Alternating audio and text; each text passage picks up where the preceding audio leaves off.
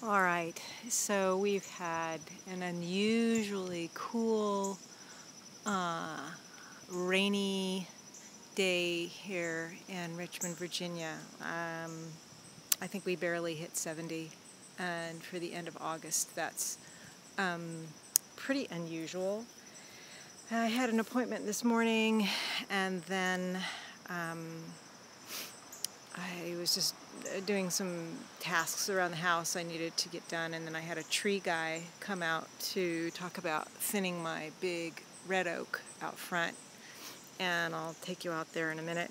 And while he was here, it was still raining, and everything was flopping over out front, all the okra, all the red sunflowers, and by this afternoon I couldn't stand it.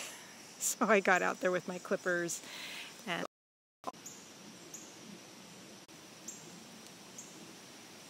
okay, I don't know what happened there. I hope that other part gets on there. I cut out for a minute because I showed you my boots. Anyway, let's go out front. Let me see, is there anything to show you back here right now?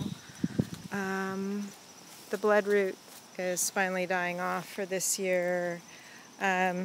The black cohosh is hung on pretty well, and here's all the seeds. So hopefully these seeds will cast around and I'll have more black cohosh.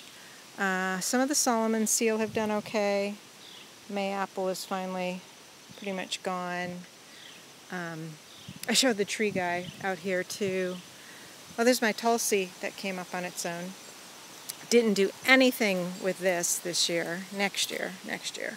Anyway, I was showing the tree guy out here, and he said, "Oh, it's a nice yard." I said, "Yeah, it is. I just wish I didn't have so many darn mosquitoes." Once I get the front more established, and it's almost established, I'd like to get back here and do some intentional planting and get out a bunch of the stuff that I don't want. These guys, the figs have done okay. The grapes have done all right. Put a bunch of pawpaw seeds in there. We'll see if they come up next year. The shiso keeps on keeping on, and I've got that shiso soda going. There are mushrooms everywhere. Okay, let's go out front. It's really nice out. It does not feel like the end of summer. It's really weird. All of these guys, everything needs to get fed really well this year. All the berries I have along here. Got a couple of blueberries, a raspberry, a thornless blackberry, and they have just sort of eked along. I want to mulch them with compost really well over the winter. This fig is doing okay. You know, I got to figure out what I'm doing with my Rosa canina, because they still aren't blooming, and I don't know whether it's because they just don't have enough sun. I'm considering moving them this winter. I don't know. I got to think about that. The black currant, this winter I want to take the ends off and see if I can get some new ones to root. If anybody watches Colette at Belton Cottage, that's how she's done a lot of her black currants to get them to propagate. So I may try some of that this year. But everything's been cut back, so out here I tried to get the Jerusalem artichoke to come upright, but they're having a hard time with things being so wet and so windy. I tried digging up some of the tubers a little bit ago, but they're not ready yet. They were small and they didn't taste very good, so I think they really need to bloom first. Eggplants are surprisingly still coming. I still have some peppers. That okra was about 2 feet taller than that. The okra have done really well this year. There's a pepper there. Cucumbers are just about done. There's a bunch of the beans. They produced, but they were so hidden. I had too many plants and not a tall enough support for them. So that's something I'll learn for next year. the tomatoes, you know, they're still growing. It's amazing. Some animals do get some of the fruit, but I'm not, you know, I've had enough for myself, so I'm not too worried about that this year. The pineapple sage didn't bloom yet, and the cramp bark, I'm curious what the cramp bark's going to do next year. I've got hollyhocks. These will stay in the ground over winter and come back next year and bloom.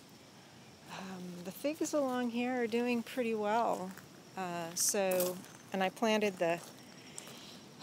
what did I plant in here? I planted comfrey in here too. So everything will stay in over winter, and the hollyhocks and the comfrey and the figs should come back. And I'd like to, I won't espalier the figs, but I'll see, just grow them maybe shrub height here, and maybe fill in with black currant. I don't know. Or try some black currant over here.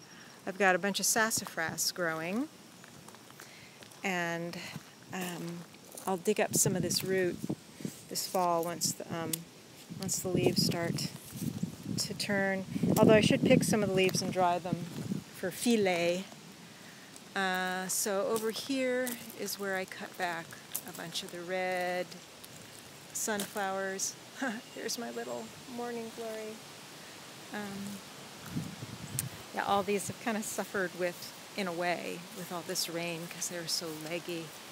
But I still get people to stop and say, "Oh, I like looking at your garden. What do you have there?" Here's all the mushrooms in my lawn. I bet the nasturtiums will kind of take off now. They like it a little bit cooler than in the midst of the summer. But I still have my comfrey in there. Everything will need to be fed in here. The perennials before